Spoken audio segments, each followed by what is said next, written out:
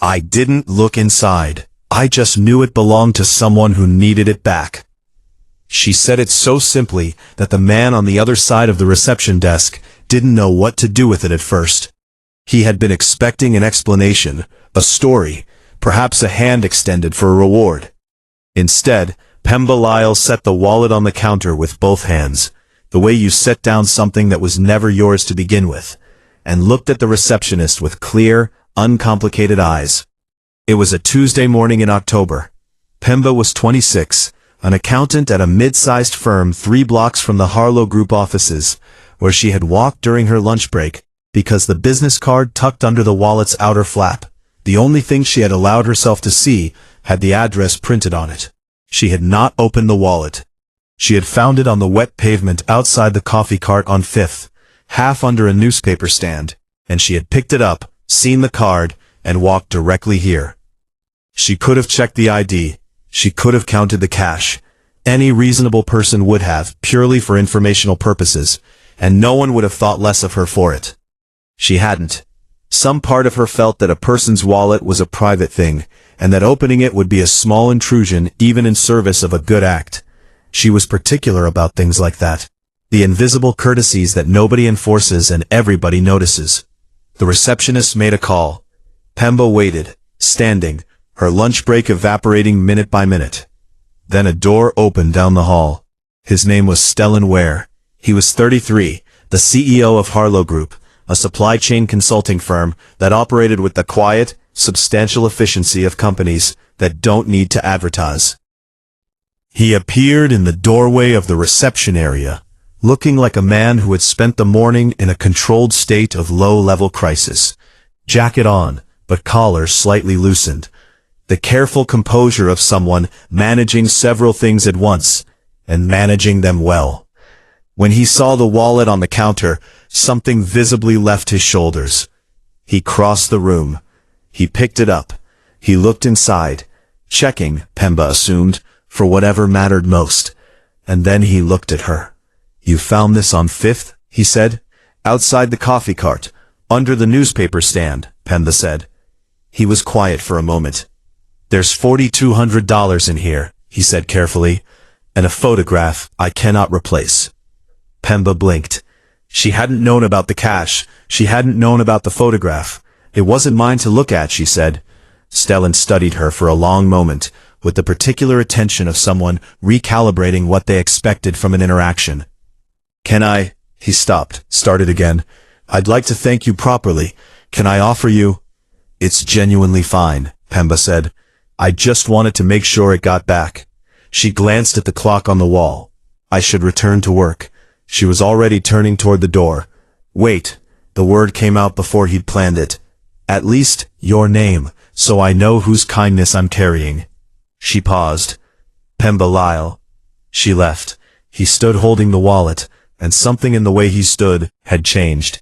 He had been searching for her for 3 days before he found her. Not in a dramatic way.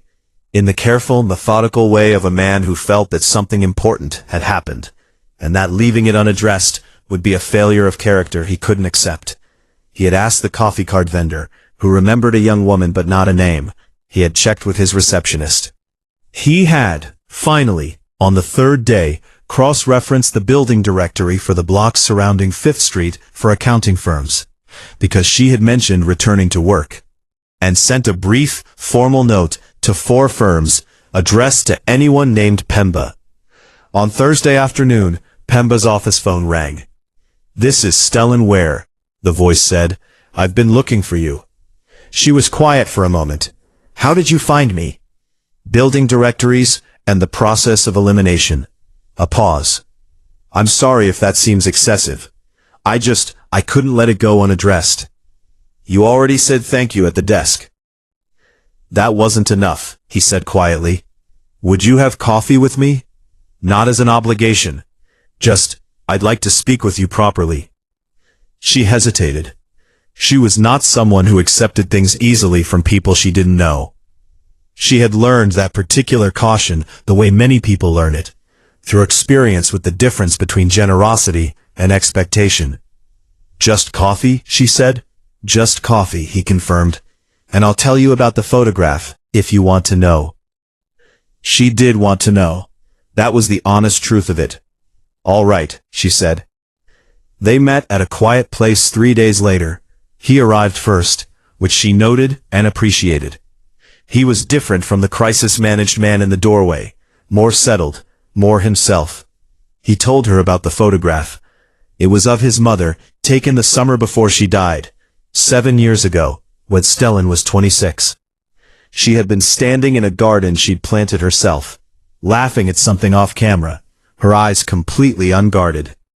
It was the only photograph he had of her looking entirely happy and entirely present. And he carried it always. When the wallet had gone missing, the cash had been the last thing on his mind. Pemba listened. Her coffee sat untouched for most of it. "I understand that," she said, when he finished. "My father had a letter my grandmother wrote him before she passed. He kept it in his chest pocket for 11 years. She paused. "Some things are irreplaceable in a way that has nothing to do with value." Stellan looked at her. "Yes," he said. "Exactly that." They talked for 2 hours. She told him about accounting, that she had chosen it not for love, but for stability. That she was methodical by nature, and that the work suited her, but that what she actually cared about was financial literacy education for low-income families, which she did on weekends through a small volunteer program that had no funding and enormous need. He listened with the full attention that she had, by now, come to understand was simply how he listened. What she didn't know, what she discovered later, not from him, but from a colleague who followed business news, was that Harlow Group had a corporate foundation. Small, deliberately quiet, focused on economic education initiatives.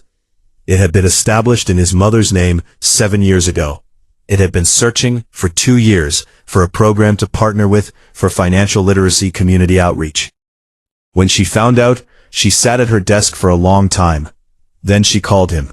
"Your foundation," she said, when he answered. A pause. "Yes. You didn't mention it." "No," his voice was careful and genuine.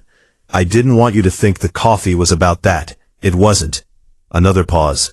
"The coffee was about the woman who returned a wallet without opening it, and then tried to leave before anyone could thank her." Pemba was quiet. "The photograph," she said finally. "Is she the reason for the foundation?" "She grew up with very little," he said softly. "She always said that if she had understood money earlier, really understood it, her 20s would have been different. Easier." A long pause. "I think about that a lot." Pemba thought about the wallet she had carried 3 blocks without opening. About the things we protect in other people without being asked. "I think," she said slowly, "that she would have opened the wallet." He was quiet for a moment. Then, softly, "Yes, she would have. And then she would have returned it anyway." The partnership came together over 3 months, carefully, properly, with paperwork and planning and every professional courtesy observed. Pemba's volunteer program received its first real funding. She remained the director. She hired 2 people. The weekends stopped being frantic. Stellan and Pemba worked together with the particular ease of 2 people who had started from honesty and stayed there. They moved slowly. Neither was in a hurry. Both understood that the things worth having take time to become what they are. One afternoon, leaving a planning meeting, Pemba passed a man in the lobby who was patting his coat pockets with the rising alarm of someone realizing something was missing. She stopped. "What does it look like?" she asked. "Brown. Worn at the corner." He looked up, distressed. "I've had it since my son was born."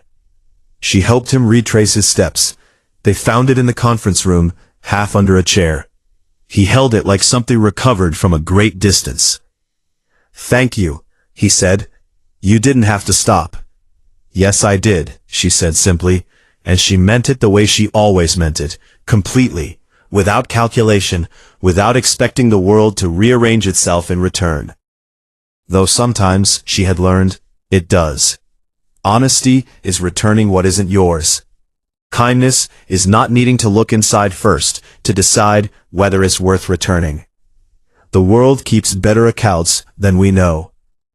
If this story touched your heart, please like, share, subscribe, and comment. Let's spread more stories of kindness and hope together.